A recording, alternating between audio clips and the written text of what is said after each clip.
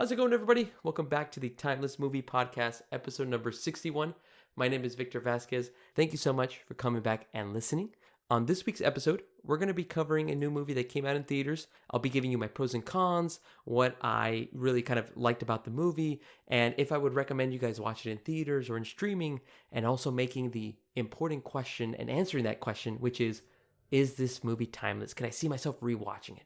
For this movie in particular, for this episode, we're going to be covering Kung Fu Panda 4. That is right, the return of Po, the Dragon Warrior. This is the fourth installment into the Kung Fu Panda universe, and this one is directed by Mike Mitchell.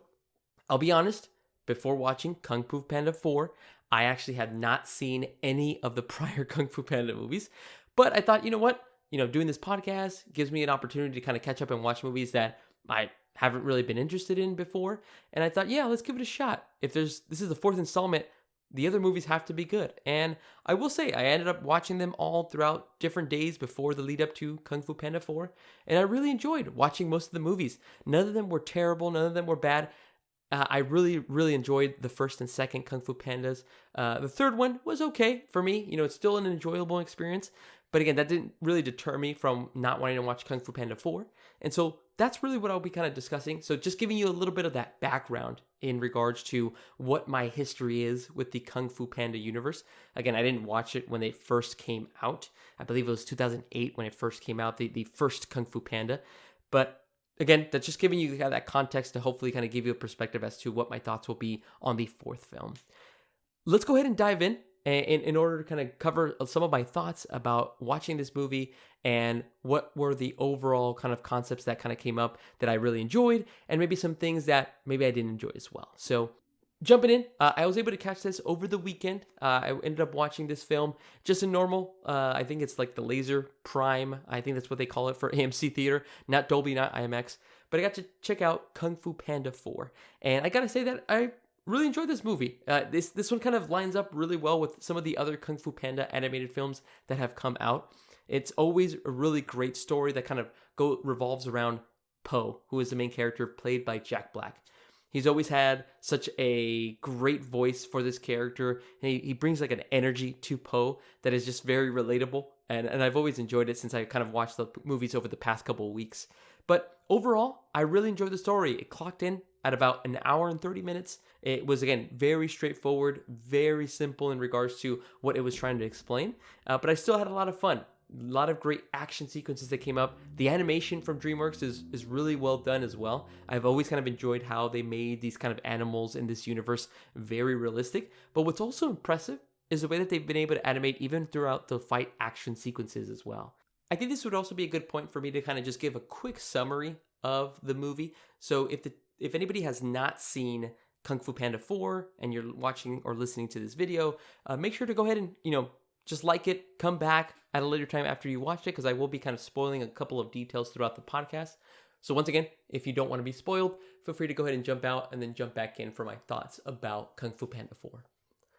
Okay, hopefully that gives you enough time, but just a quick summary of the synopsis of the plot. Really, where Kung Fu Panda 4 kind of takes place is at a point in time where Po, who is the Dragon Warrior, must now choose a successor. So I really kind of like the aspect of where this film was going because of the fact that, okay, we've already gotten 3 Kung Fu Panda movies. Where could this possibly go? And it makes sense. It's a next logical step in Po's, I guess, life in this kind of a universe. In the first film, he was basically a dreamer. He loved Kung Fu, and he wanted to be a part of that world. He ends up becoming the Dragon Warrior. In the second one, he is kind of in a state of, trying to remember his past and being traumatized by it. And he has to face those traumatic moments in order to become somebody better. And then eventually in the third film, when you're kind of seeing Po, you're seeing how he has to be a teacher now. How does he have to teach folks that are wanting to get into Kung Fu, like the Furious Five that he's worked with? Now in this film, you've kind of seen everything at this point.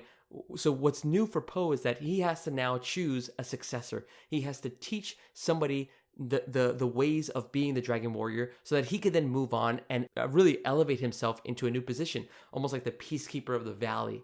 And that was what Master Shifu, his master, played by Dustin Hoffman, told him. And so that's really what the movie revolves around. He has to go through the struggles of passing on the torch when maybe he's not ready, or maybe he's not willing to give that up.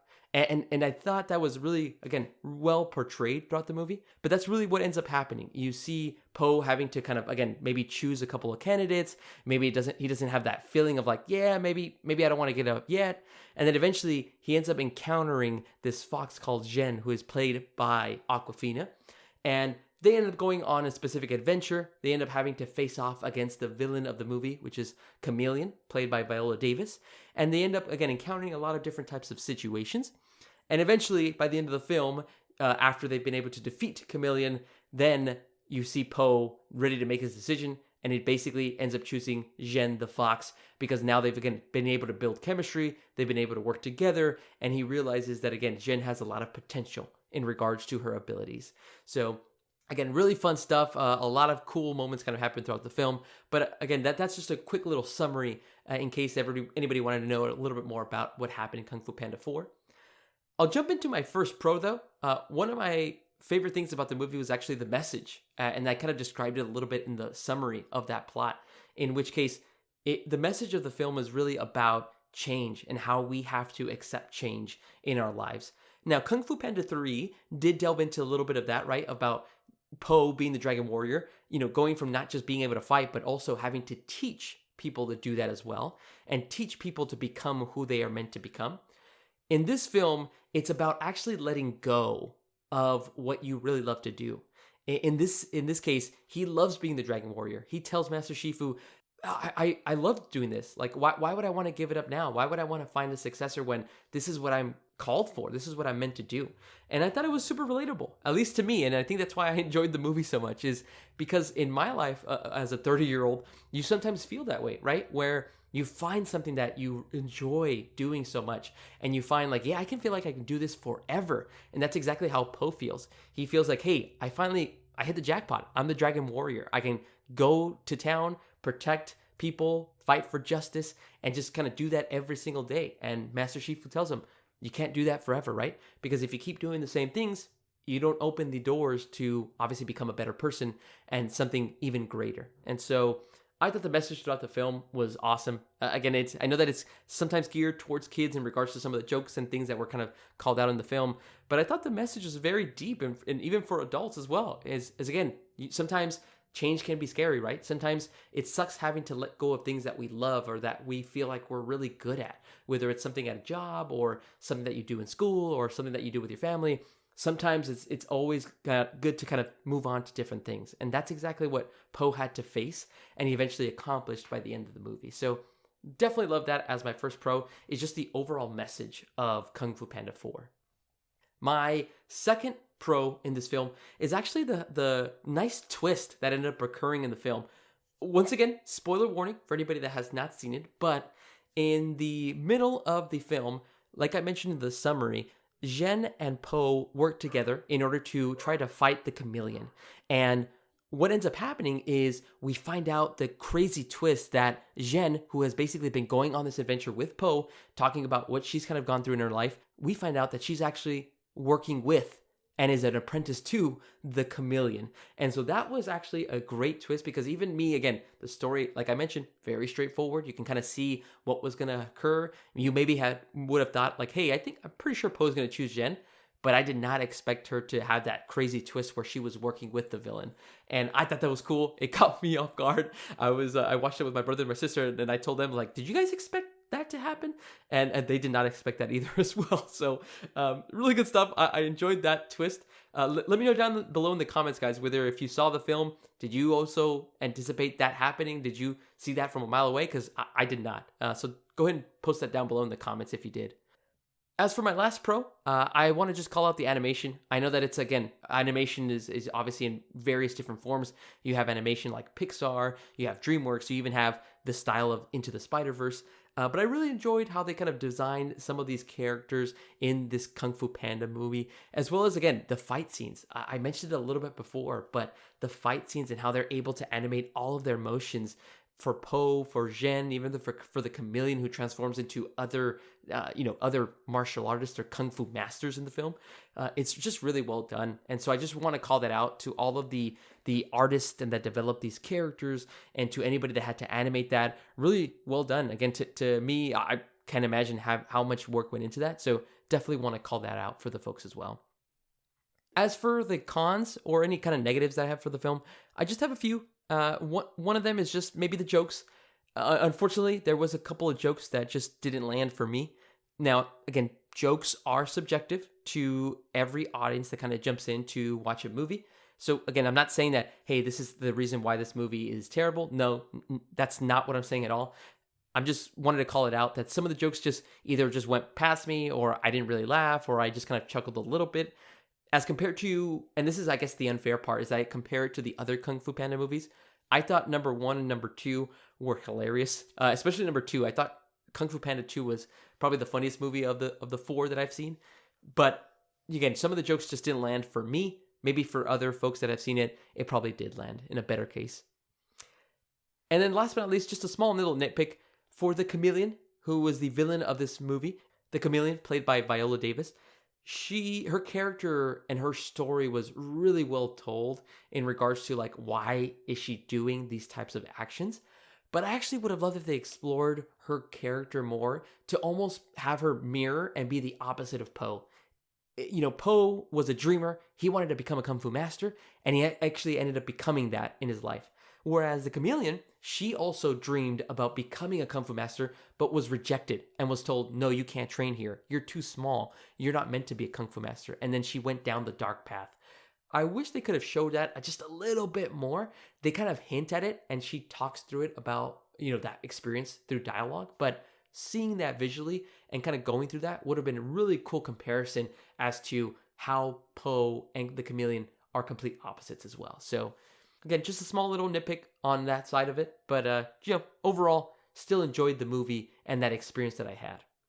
Now, as for a performance, I just kind of spoke about the character that I'm going to choose as my favorite performance, and that is the chameleon, played by Viola Davis. I thought she sounded great in this movie. Honorable mention to Awkwafina, because I thought she did really well as Xian, and how she was kind of playing off with Po. But overall, from a performance perspective and the voice that was used, I really enjoyed Viola Davis. She sounded sinister. She sounded evil. She sounded very blunt and direct whenever she would talk to different characters throughout the movie.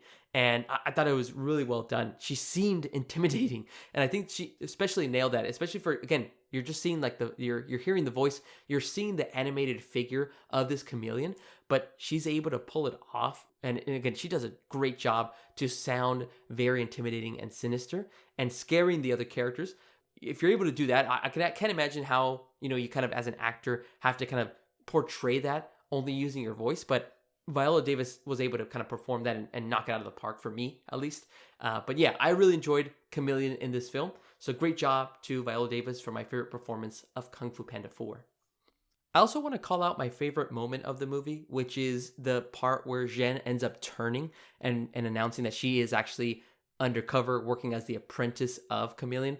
Again, I know that was one moment that I kind of already described in regards to what had happened, but that was such a great moment because, again, it really caught me off guard as I was watching the movie. I did not expect that to occur within the film. And it just, again, whenever something catches me off guard and I'm not expecting it, it's always going to be the first thing that I think of when I get out of the movie and I want to talk about it. Like, did anybody expect that? Like, was I just not paying attention?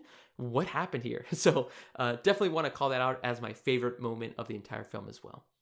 All right, awesome, guys. Well, those again are my overall thoughts in regards to Kung Fu Panda 4. I will say, as my recommendation, I would definitely say that you can check out this movie. I don't think you'd have to kind of go and watch it in theaters if you don't want to. To me, again, the theater experience didn't really add that much to it. But again, if you're a really, really big fan of the Kung Fu Panda universe, then definitely go ahead and check it out in theaters. But my recommendation would be definitely check it out, but you can wait for it on streaming when it is available. All right, everybody, now we have gotten to the last segment, which is going to be, is this film timeless? Can I see myself rewatching Kung Fu Panda 4 and just to kind of enjoy it over and over again? At the moment, I will say that Kung Fu Panda 4 is not a timeless movie for me, in my opinion. It is, again, an enjoyable experience. It has some really cool action sequences, a very cool twist that ends up occurring. The voice work that is done by Jack Black and Awkwafina and Viola Davis, all very well done. But I don't see myself kind of rewatching this film in particular. Out of the 4 movies, if I had to kind of rank them, I would actually go Kung Fu Panda 2 is my favorite movie, Kung Fu Panda 1, then I would put Kung Fu Panda 4, and then the last film would be Kung Fu Panda 3. So again, out of all of the films, it's not even my favorite one, but it's so at the moment, I don't consider this a timeless movie. Now, again, opinions can always change. Maybe I rewatch this and I feel like, hey, you know what? The message still hits and it still connects with me. So obviously that can always change in the future. But as of this moment of me recording it, I do not consider Kung Fu Panda 4 a timeless movie. But how about you guys? What do you guys think about Kung Fu Panda 4? Have you had a chance to check it out in theaters?